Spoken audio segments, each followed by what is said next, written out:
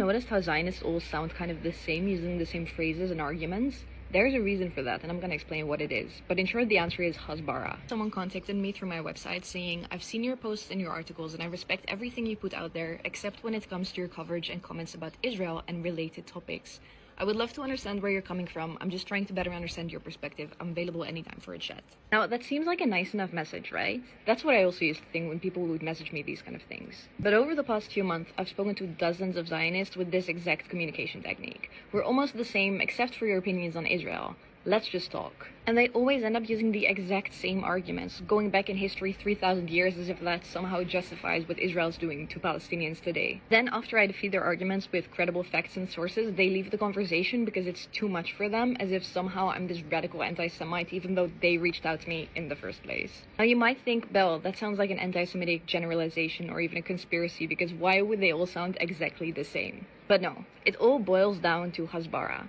It's the Hebrew word that kind of translates to explaining, and it's Israel's official public diplomacy tactic. It aims to explain everything Israel does, whether it's justified or not, in a way that it seems justified. Whether that's the genocide of Gazans, the apartheid system, the illegal settlements in the West Bank, the dehumanization and murder and eviction of Palestinians, whatever Israel does, it's going to explain in a way that seems justified.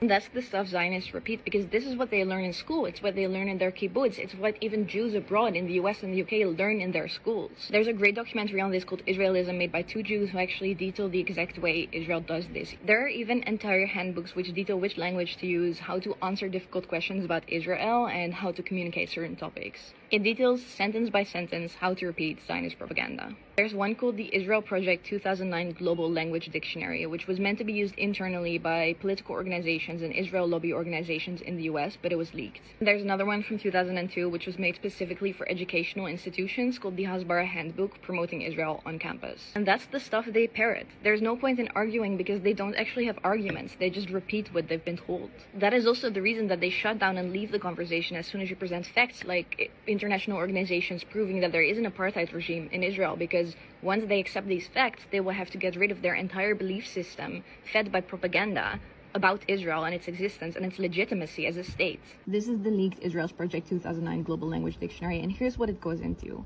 25 rules for effective communication, a glossary of words that work, how to talk about Palestinian self-government, isolating Iran-backed Hamas as an obstacle to peace, Israel's right to self-defense and defensible borders, settlements, Jerusalem, the security fence and checkpoints, the right of return is the right of confiscation, talking about Arab Israelis, talking about children and the culture of hate. This is how they justify killing Palestinian children, because that's part of their strategy, because Palestinian culture is apparently a culture of hate.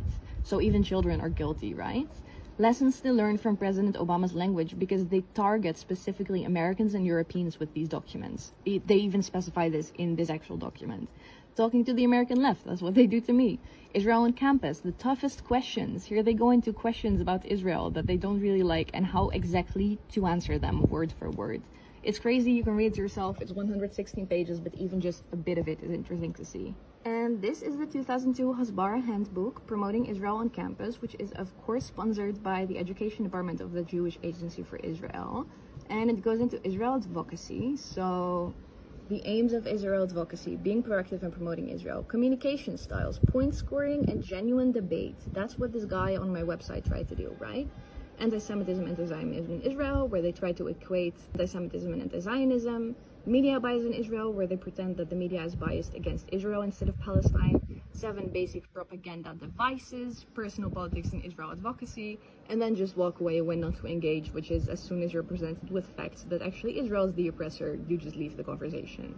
Then there are skills for Israel advocacy, like how to run a campaign, how to speak in public, how to organize a demonstration, etc. And then there's a whole chapter on accusations and rebuttals. So these are accusations that are made against Israel, oftentimes very rightfully so, and how to defeat those arguments. So the collapse of the peace process, which is of course Palestine's fault, right? Camp David, terrorism, Palestinian leadership, the Palestinian refugee issue, Israeli settlements, etc. There's 131 pages in this one, so if you're interested in reading it, you can Google it as well. So that's a little bit about Israeli propaganda and Hasbara, and that's why all Zionists sound the same.